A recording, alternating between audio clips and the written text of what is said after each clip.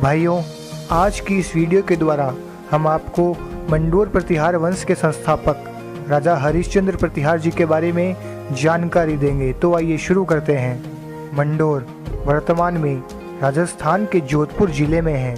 यहाँ राठौड़ राजपूतों के आगमन के पहले ये स्थान कभी प्रतिहार राजपूतों के अधीन था और यह प्रतिहारों का सबसे प्राचीन राज्य भी था।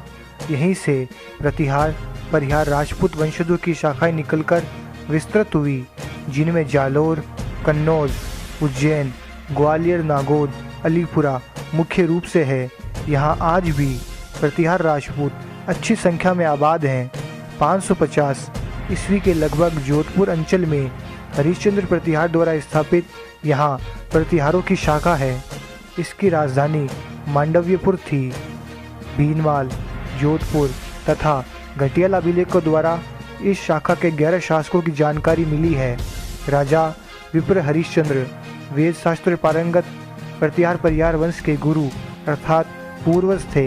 कवि राजशेखर ने अपनी पुस्तक काव्य मीमांसा में प्रतिहार नरेश महेंद्रपाल को रघुकुल तिलक और रघुग्रामीणी तथा महिपाल प्रतिहार को रघुवंश मुक्तामणि जैसे विशेषण दिए हैं। राजा हरिश्चंद्र बहुत ही योग्य और वीर शासक थे। इन्होंने लगभग 550 ईस्वी के लगभग राजपूताना जोधपुर के पास के क्षेत्र पर अपना अधिकार स्थापित किया था और मंडोर को अपनी राजधानी बनाया। बाउक के जोधपुर अभिलेख के अनुसार राजा हरिश्चंद्र ने मंडोर नामक स्थान पर शत्रुओं को आतंकित करने वाला दुर्ग भी बनवाया था। राजा हरिश्चंद्र की 2 पत्नियां थीं। पहली बड़ी पत्नी सहचरी देवी से 4 पुत्र भोजभट्ट, कक, रज्जिल और दध्य उत्पन्न हुए। इन क्षत्रिय कुमारों ने मंडोर का दुर्ग जीतकर उसकी प्राचीरों को ऊंचा किया। घटियाल अभिलेख से ज्ञात होता है कि प्रतिहार वंश की परंपरा तीसरे भाई रज्जिल प्रतिहार से प्रारंभ हुई। इस प्रकार प्रतिहार सत्ता का प्रारंभ मंडोर मेड़ता से हुआ। संभवतः रज्जिल के बाद नागभट्ट प्रतिहार हुआ। नागभट्ट प्रतिहार ने वेदांतपुर को अपनी राजधानी बनाया। उसके पुत्र तट और भोज दोनों ने क्रमशः 675 तक राज्य किया। तट के पराक्रमी पुत्र यशोवर्धन ने सालवंशी पृथुवर्धन को पराजित किया, जिससे वह पूर्व में हार गया था। यशोवर्धन के बाद कंदुक गद्दी पर बैठा। कंदुक के उत्तराधिकारी शिलुक ने भट्टी देवराज को परास्त किया।